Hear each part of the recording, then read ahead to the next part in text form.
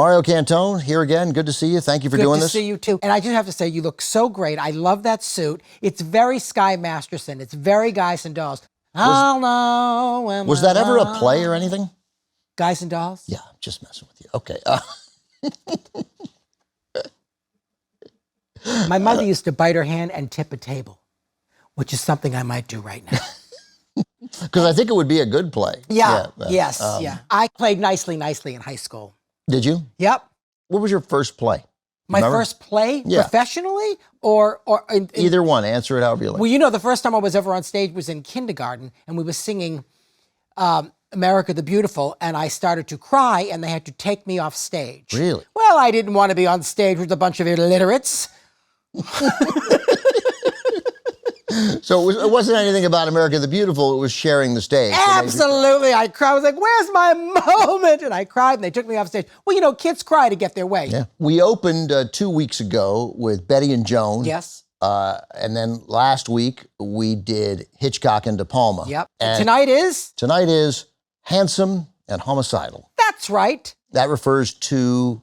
The two kind of villains in both these movies. Tim O'Kelly in the first one, which is Targets, and then the fan from 1981.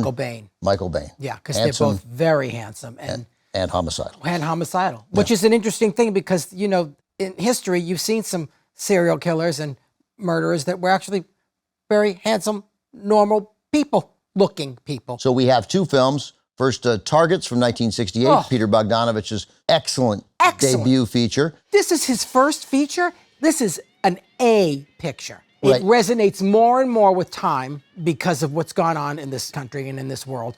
It's a devastating film. I think Peter is pretty much one of the leads in it. He's like Woody Allen and Dustin Hoffman if they had a baby. Yeah, I mean, I think for a lot of people when they saw him in The Sopranos, they thought, oh, look at Peter Bogdanovich acting. But he'd been acting from the start, you know, and he's terrific in this. And Boris Karloff is absolutely wonderful in this. What a perfect role for him at this time in his career. And then the handsome and homicidal here is a young actor that we didn't really hear from much after this, named Tim O'Kelly. And he plays this kind of family man, just handsome, white. Young family living with his parents the way people did in the late 60s. Yeah. He's just a guy, and then you find out what he is. So the issue with Targets, for me, I mean, this is not a critical issue. This is how Targets is seen. It's sort of always referred to as a very good first film. But as we just said, this could have been his 8th film. It's excellent. And when you also factor in the hand that he played with this, to have his first film, Roger Corman giving him this film because he'd done so much work as a first AD for him and a second unit AD for Corman, and now he clearly had shown himself worthy of getting a film.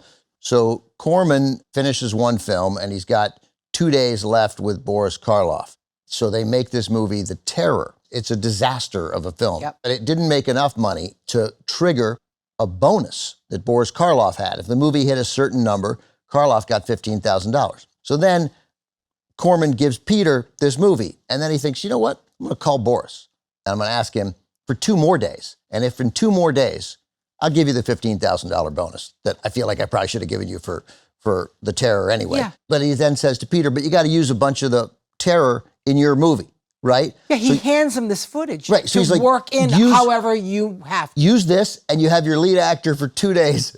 Go make a movie. And Peter does the movie you're about to see, which feels like it was a totally original idea right from the start. And so Karloff plays a horror movie actor who was in a movie like The Terror, but Karloff hates it, and he doesn't like his career, and he wants to wants to leave the business. And in the meantime, there's this other story. This kid, we see that he likes guns. There's a suggestion a couple of times where something might be wrong. It's clearly inspired by the 1966 shooting atop the tower in Texas. It's seen in many ways as America's first mass shooting. Even without sort of what has happened in this country with mass shootings over the last 50 plus years, the movie just works. And that backstory that I gave you, it feels totally original, what we're seeing here, like it was an idea all by itself, but Peter had a limited place to go. He and his wife, Polly Platt, the production designer, they came up with this story.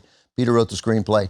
And it's just, I love this movie. I think it's, like you said, I think it's an A. It's a hell of a movie, and if you haven't seen this, you get ready. And Peter helped significantly by Laszlo Kovacs, who shot the film, and it looks great. Who's one of the greats. Great cinematographer. Just great. But anyway, it's very suspenseful, very thrilling, and very sad. Mario program Targets. I mean, just the mere fact that Peter had to incorporate parts of this movie, The Terror, had 2 days, Boris Karloff, go make a movie. And he made this. Seeing this movie now is so devastating. And that drive-in sequence with all those kids. Yep, and people turn on the lights, and you're like, turn off the lights, turn off the lights. I mean, it's really... And it's a devastating sequence. And then the fact that Boris Karloff saves the day. Yeah, because he gets out of the car, and he's, that man has a rifle. Yeah, I think this movie is important and more relevant than ever. So when it came out in 1968, obviously a devastating year in America. In April, the assassination of Martin Luther King. In June, the assassination of Robert Kennedy.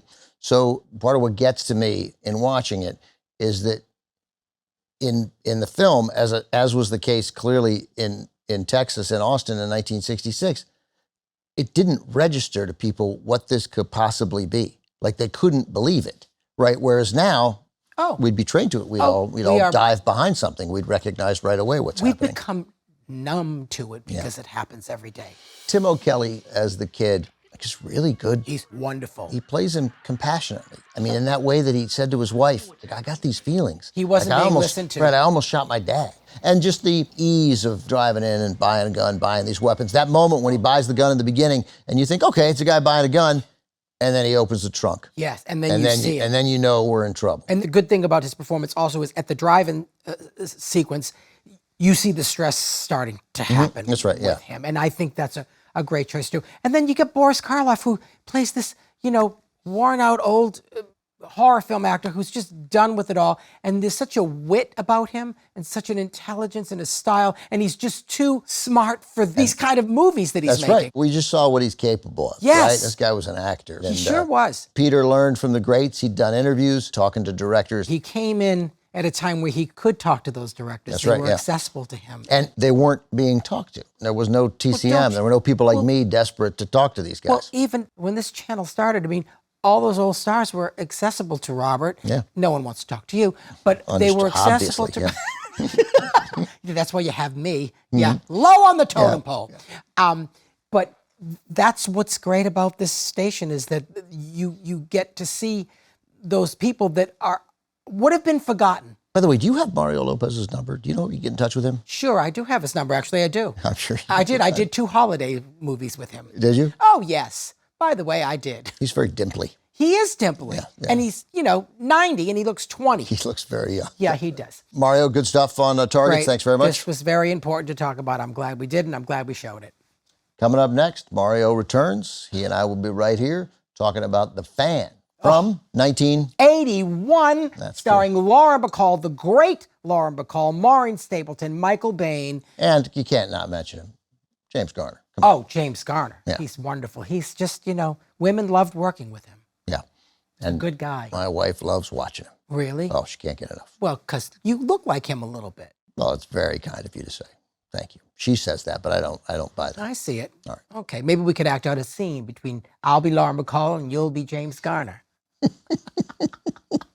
We're here in the middle of the third night. Yep. We just saw our first handsome and homicidal film, Peter Bogdanovich's Targets. Yeah. Now we've got from 1981, Lauren Bacall, James Garner, Maureen Stapleton, and Michael Bain, who is the handsome and homicidal fellow here in The Fan from 1981. This is your kind of movie. Oh my God. Well, first of all, I read the book even before I knew the movie was coming out. And when the movie came out, I was all excited, and it's Lauren Bacall, who I used to sit at her feet.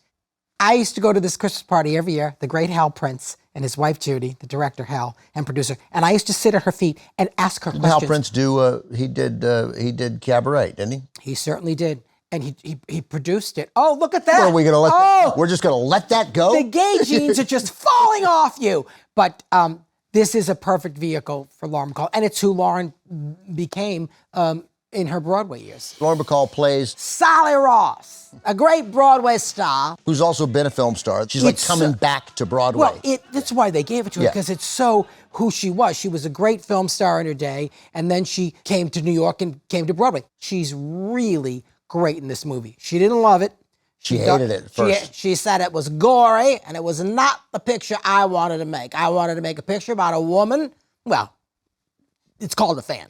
So, and you're going to be stalked and horrified. I love the camp of this movie, like the musical theater rehearsals, even though it's 81, they're so 70s. Everyone's in those leotards and kicking and jumping. And you look at the musical and you'll see, you don't even know what the musical is. Well, they make no effort to explain what it is. Is it a review? Is it a plot musical? I don't think so. And Maureen Stapleton, who plays like a sidekick to her, who's wonderful. She keeps the business of Sally Ross moving forward. Absolutely. Yeah. And she gets these letters from her fans, one of whom Maureen Stapleton thinks is dangerous. There's a scene, in fact, where Bacall yells at Stapleton, you're being rude to this guy. Yeah. We don't talk this way to our fans. And Stapleton's like, I'm the one that has to put up with him. He's the one that's gone too far. He is absolutely nuts. You'll see there's a relationship with her ex-husband, who's played by James Garner.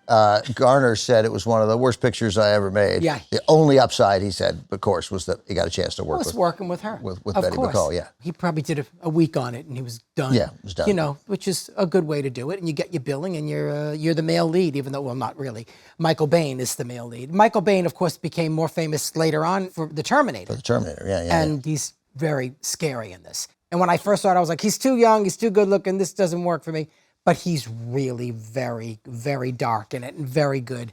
And the way he stalks her, with each letter, he gets angrier and angrier. The psychosis of him is really played out well. And what's alarming, you know, you think that you can't reach people, but what is realistic in this, what feels really authentic, is how easy it was for him to get to her, right? I mean, some stuff they jump over, like final steps, how you get inside an apartment building or something. But like, you just go where they're rehearsing, hang out at the coffee shop across the street, walk through the door at the right time. You can easily get into a rehearsal. Totally, easy. Yeah.